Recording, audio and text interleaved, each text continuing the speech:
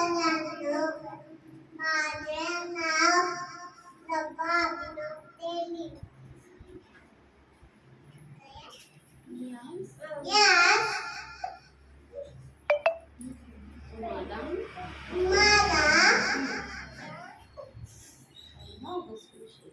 मला पल्लवशी शब्द सांगणार आहे.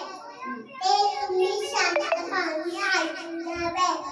तशी माझी नम्र विनंती. आज 15 ऑगस्ट आपल्या देशाचा स्वातंत्र्य दिवस.